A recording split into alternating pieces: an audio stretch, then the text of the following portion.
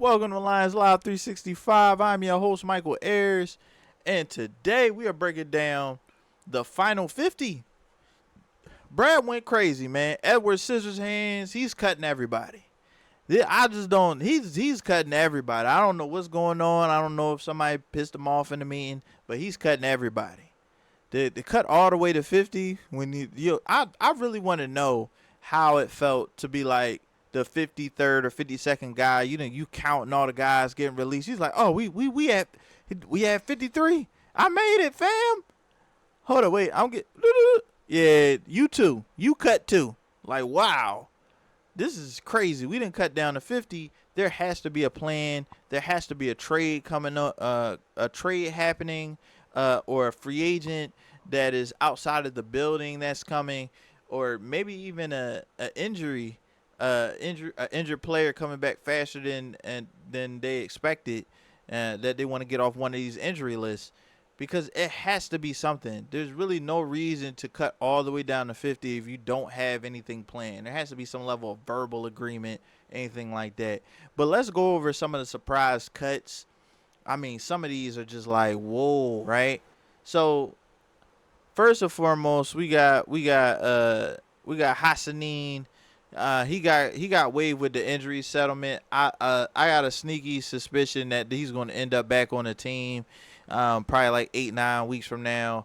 They just didn't want to waste the injured reserve spot, and I think they're just willing to let him go if he ends up finding another team. The whole first paragraph here is people that's most likely gonna be back, except for like Ezekiel and Ahmed. But when you look at Josh, Miles, Aleem, Malcolm, they're on one of those injury lists. And they're gonna be fine. They're definitely they're gonna be back. Hopefully full. I'm hearing so much good stuff about Aleem. Like Aleem talking about like, yeah, man, I'm basically training right now. I don't even call this rehab, so that's great. Malcolm looked like he was moving good, and that was like a month ago.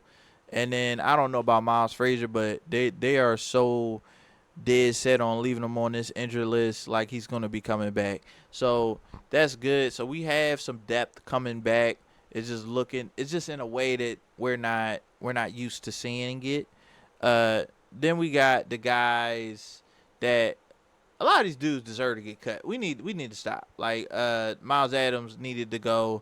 Anthony Pittman is like, man, the linebacker room is great. I like Moody. I don't know if I'm saying his name right, but I like he's nasty. I like how he hits people. He puts hands on people. He's violent. I don't know about his pass pro, but I've seen him put hands on people.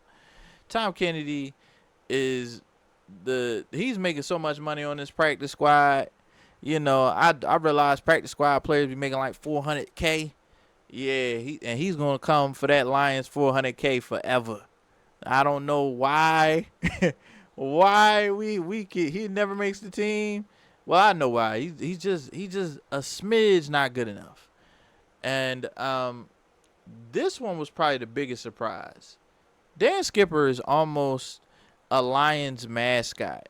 Like it's really nothing that you can say about Dan Skipper talent wise that kind of like suggests that he's just like so deserving of this spot. Like he's awful in pass pro. He's a good run blocker.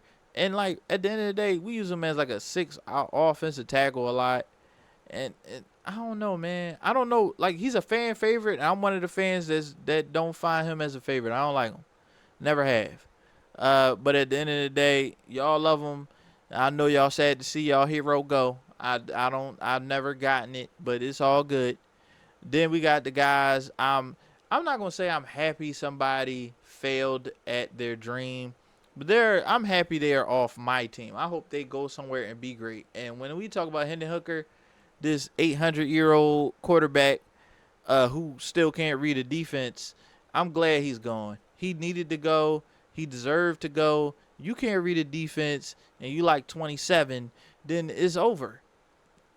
We're talking about preseason defenses. If you can't process preseason defenses year 3 or 4 in the league, because I keep forgetting, Year 3, like, bro, he had to go. I'm glad that we cut him, and I think it's a good sign for Brad because he need to get out. And I don't want him on the practice squad. I need him going. Get him out of here. Trash. I'm about tired of seeing this dude. Like, bro, just just leave it, let it go, right? Keith Cooper, I I really think he deserved to make the 53. There's actually like 3 people I would definitely take him over. One, Pat O'Connor, don't know how he keeps making the team. Two, that what was it? Chris Smith, don't know how he keeps making the team. Not a fan of either one of those 2 individuals. But I don't know. Maybe they related to Dan in some way that I don't know about. Cause I'm about tired of seeing both of them. They both suck. And that's my expert analysis. Trash. You know. But these other guys have real talent, right? Nate Lynn. This when people hear me say I don't like our scheme, this is what I'm talking about. The only reason Nate Lynn is not on this team is because he's not 270 pounds. If he was 270, 275, he'd have made the team. But because he's smaller and he's considered a specialist, he's expendable, right? Hate that. Then we got Broderick. He's going to make the practice squad. I bet money he's either going to get claimed or he's going to end up on the practice squad. One, because he's actually flashed, and 2, because of his size. That dude is big, man. People try to figure out like, yo, how do we make this work? And then I ain't gonna say last but not least, but Jackson Meeks, man, he deserved to make this team. We got some scrubs that made the team, and I don't understand how Jackson Meeks doesn't make it. To be honest, I'd have taken him over Lovett. I understand we need the special teams and all that, but at the end of the day, he was better. Like, you almost had a 200-yard game in the preseason. Like, bro, give him a spot, find a spot, right? So I'm not sure he clears waivers, to be honest with you. And I mean, I like Ukwu and Sailors. I hope they come back practice squad wise. I can't get mad if we cut them because it was only 53 spots. There was only 3 spots left. They're probably looking at some veteran help, some guys that's really going to move the needle. So I'm not going to sit here and act as if like, oh, woe is all the young guys that the preseason hopefuls. Oh no, we cut all the preseason hopefuls at the back of the roster. Like we can't do that. It's time for us to switch from the mode of like the little guy and start thinking like we big business now. This ain't mom and pop no more. You understand what I'm saying? We need to get to the big business. This is we McDonald's now. You know what I'm talking about? We real big. Like it's not it's not your mom and pop's burger shop. Like this is we on every corner. Like it's time we got to make the heartless decisions now. And Brad has to prove to me that he's going to do that. There's a lot of times where the rubber's gonna meet the road, and I think the first thing that they did was stand tall on that Alexander Zaloni holdout. So I expect a lot of people to be missing come next year. So that's really it. That's all I wanted to talk about, man. The Brad cutting everybody was crazy. I wasn't ready for that.